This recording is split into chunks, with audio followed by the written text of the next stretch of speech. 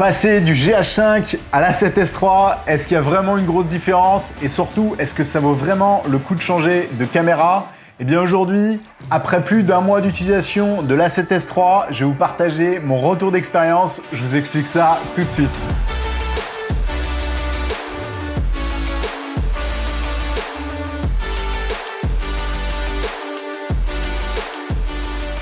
Salut à tous et bienvenue dans Lumetri. Aujourd'hui, une vidéo un peu spéciale, il n'y aura pas de tutoriel parce que je vais plutôt vous partager mon retour d'expérience après plus d'un mois de cette caméra qui fait beaucoup de bruit dans le monde des vidéastes depuis plusieurs mois, c'est bien sûr l'A7S III. Alors clairement, j'ai beaucoup de chance de faire partie de ceux qui ont eu la chance de pouvoir s'acheter cette caméra. Pour ceux qui ne me connaissent pas, je m'appelle Damien, je suis vidéaste professionnel et je vis au Canada, à Montréal. Si vous découvrez cette chaîne, bienvenue à vous. Donc là, je vais vous apporter mon regard d'un point de vue professionnel, mais aussi mon regard d'un point de vue personnel de cette nouvelle caméra.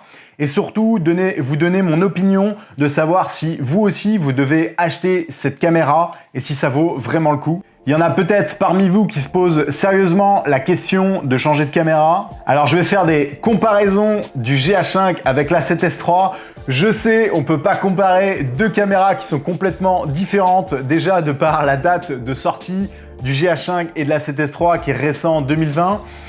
Bien sûr, on ne peut pas comparer en plus un full frame et un micro 4 tiers, ça n'a absolument rien à voir. Mais je vais plutôt vous expliquer pourquoi moi, personnellement, j'ai fait le choix d'un changement de caméra. Si vous n'êtes pas encore abonné, vous avez juste à cliquer juste ici, ça me fera super plaisir.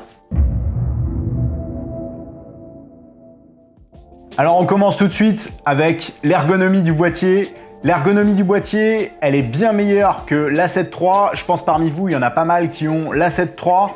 Et on a un gros problème avec cette caméra-là, c'est que le petit doigt ne tient pas du tout sur le boîtier. Et là, c'est vrai que sur l'A7S III, Sony a fait vraiment un gros effort. On a vraiment la main qui tient beaucoup mieux. En revanche, moi je trouve que le GH5, il est beaucoup mieux au niveau du maintien. On a vraiment une sensation bien meilleure avec le GH5. Après pour moi, ça m'a pas vraiment dérangé de passer du GH5 à l'A7S III au niveau ergonomie, au niveau maintien, surtout que je filme beaucoup à la main, mais ça m'a posé aucun problème. L'écran orientable, pour moi ça change pas grand chose. Même pour vous, peut-être qui êtes utilisateur de GH5, vous êtes habitué déjà à l'écran orientable. Ils l'ont mis sur l'A7S III, c'était clairement un indispensable et aujourd'hui je trouve que dans la vidéo c'est vraiment un indispensable pour pouvoir filmer dans n'importe quelle situation. Je trouve ça vraiment super pratique. Les menus Sony, ils sont pas si horribles que ça. Moi, j'avais l'image de l'A7 III où c'est vrai que c'est un peu compliqué le temps de se mettre dedans. Après, je pense qu'il y a aussi le fait de changer d'interface et d'écosystème d'une marque à une autre. Déjà, ça fait un gros changement. Mais honnêtement, sur l'A7S III, j'ai pas mis beaucoup de temps à m'adapter à cette nouvelle ergonomie de menu et je trouve qu'ils sont quand même relativement bien organisés et on arrive vite à s'adapter à ce changement de menu. Les couleurs Sony. Ça, j'ai vraiment eu une bonne surprise. Il y a vraiment une évolution incroyable sur cette caméra. Rien à voir du tout avec l'A7 III. On passe vraiment à un level au-dessus. Moi, j'avais une appréhension en plus parce que c'est vrai que les couleurs, la science des couleurs de Panasonic est quand même très bonne et je les trouve d'ailleurs meilleures aujourd'hui que l'A7 III. Mais là, sur cette A7S III, ils ont vraiment fait un step de fou. D'ailleurs, il y a pas mal de vidéos de comparaison sur Internet que vous pouvez trouver sur le R5 contre, pas contre, mais plutôt en comparaison avec l'A7S III. Et vous allez voir, honnêtement, en termes de couleurs, ils ont vraiment fait un step de fou. Et les couleurs sont vraiment top. Je préfère même les couleurs maintenant du Sony A7S III que celles du GH5. Alors sur l'A7 III, les couleurs, c'est pas qu'elles sont pas belles du tout, ça n'a rien à voir, elles sont très très belles aussi, mais je trouve quand même que le GH5 a un level au-dessus en termes de science des couleurs. Là, comme je vous le disais, on a vraiment une grosse évolution et surtout au niveau des skin tones, on a pu en fin de compte cette espèce de teinte un peu magenta, verdâtre qu'on avait sur l'A7 III. Là, ils ont vraiment fait un gros effort là-dessus et il y a vraiment, moi je trouve que les images, elles sont vraiment super belles.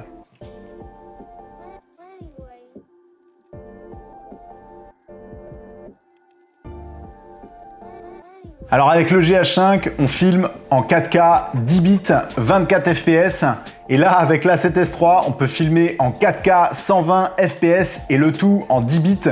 C'est juste incroyable. Et moi, c'est exactement ce qu'il me fallait. Je voulais absolument une caméra pour pouvoir rester dans un seul et même format qui est le 4K pour tout vous pouvoir filmer, que ce soit des ralentis ou du 24 ou 25 fps.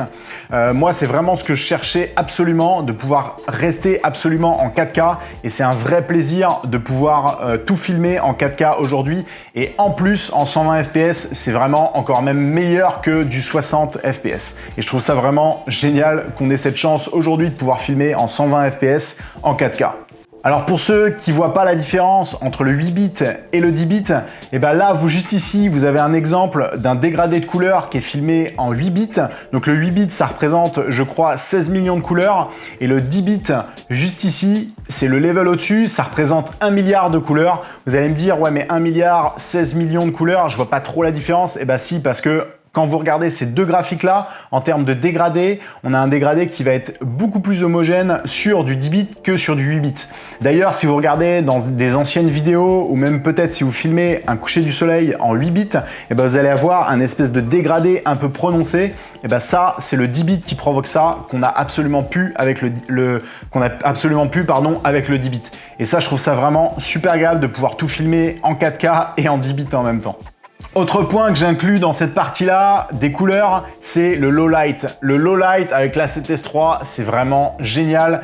Et clairement, quand on passe du GH5 à l'A7S III, il y a une évolution mais démente. C'est vraiment génial de pouvoir filmer la nuit. On voit même avec l'A7S III, on voit même mieux avec cette caméra qu'avec nos propres yeux dans le noir.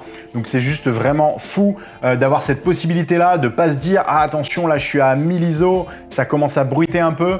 Là avec l'A7S III, vous pouvez monter à je sais pas combien, 12 800 ISO et même beaucoup plus, il n'y a aucun problème de bruit, ça ne bruite absolument pas. D'ailleurs, un truc de fou sur cette caméra-là, dès qu'on passe 12 800 ISO, on a le bruit qui disparaît en totalité. Vous voyez sur ces images-là, on peut monter en ISO et à un moment donné, à 12 800 ISO, il y a une sorte de dual ISO qui se met en place et l'image, elle est complètement clean et ça, c'est juste incroyable.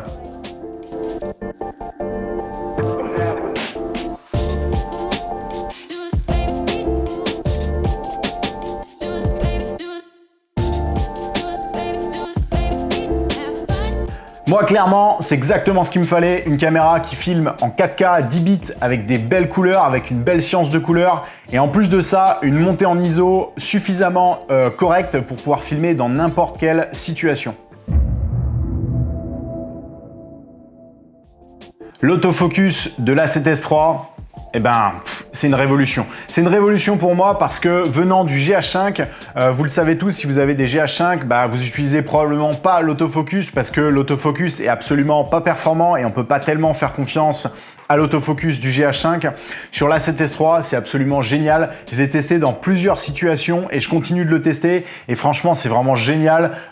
Pour moi, je suis passé du mode tout en manuel full au mode autofocus et c'est juste une révolution. Donc là, l'autofocus pour moi, ça a changé vraiment tout et c'est vraiment une fonction qui est vraiment super et que je trouve maintenant presque nécessaire, surtout si vous filmez avec un stabilisateur. Ça vous permet de vous rapprocher du sujet et de faire plein d'autres choses. Je vais pas débattre là-dessus, mais voilà, vous avez compris le truc. L'autofocus, c'est quand même un point qui est super important.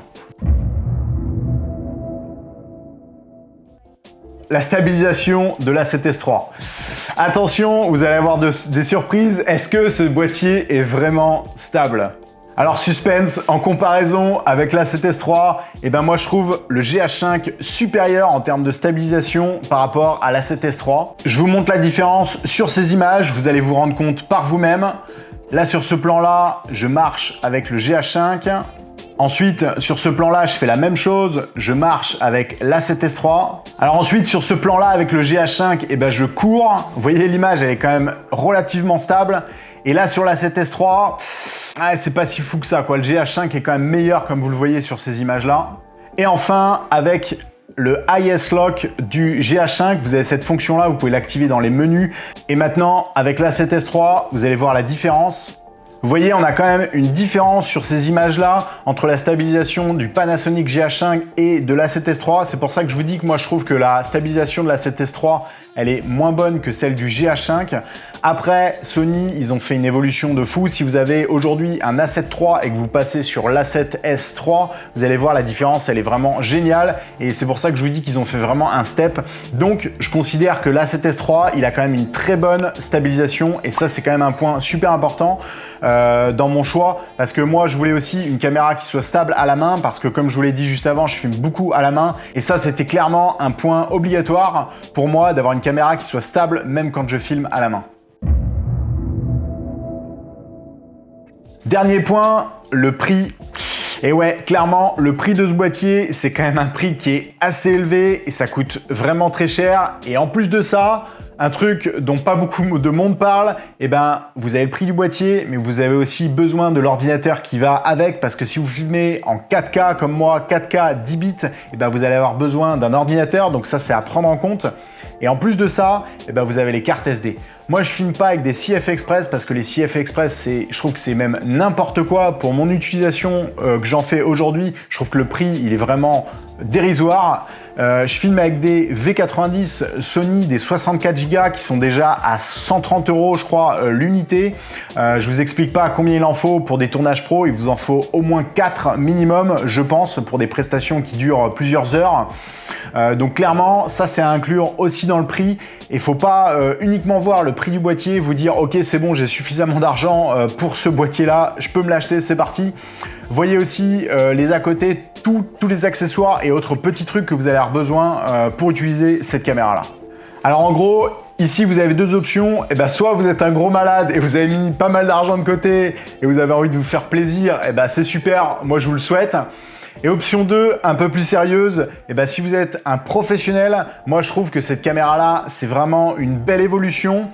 Et aujourd'hui, on l'a vu avec l'expérience, on verra comment ça se passe dans le temps avec ce nouveau A7S III, comment ça évolue. Mais l'expérience Sony, les utilisateurs Sony, on le voit bien avec l'A7 III qui a duré pendant plusieurs années, qui est aujourd'hui encore une caméra très haut de gamme et que je trouve très performante. Je trouve que c'est des caméras quand même Sony qu'on peut garder dans le temps pendant plusieurs années et ça, je trouve que c'est vraiment un bon investissement et c'est pour ça aussi que j'ai fait ce choix de passer chez Sony. Voilà en gros pour faire un espèce de résumé de ce que je viens de vous dire à l'instant, et ben en gros faites le point entre vous, vos besoins et votre utilité et ça clairement ça va vous permettre de définir quelle caméra vous correspond. Et là, c'est plus du tout une question de prix, mais c'est plutôt une question de quelle caméra j'ai besoin en fonction de ce que moi je fais à titre personnel. C'est la fin de cette vidéo, merci d'avoir regardé, j'espère que ça va vous aider dans votre réflexion de choix d'une nouvelle caméra et pas seulement de l'A7S III. Si vous avez aimé, eh ben mettez un like, abonnez-vous, ça me fera vraiment super plaisir. N'hésitez pas aussi à me partager en commentaire eh ben, votre opinion sur ce que je viens de dire, sur tous les points que j'ai abordés, que vous soyez d'accord ou vous soyez pas d'accord. Dites-le moi, moi je trouve que c'est des sujets de conversation qui sont super intéressants et c'est vraiment, moi ça me fait vraiment plaisir à chaque fois de lire vos messages et de pouvoir échanger avec vous. Alors surtout, n'hésitez pas à me laisser un commentaire. En tout cas, moi j'ai pris plaisir à partager ça avec vous. Merci à tous et je vous dis à la prochaine.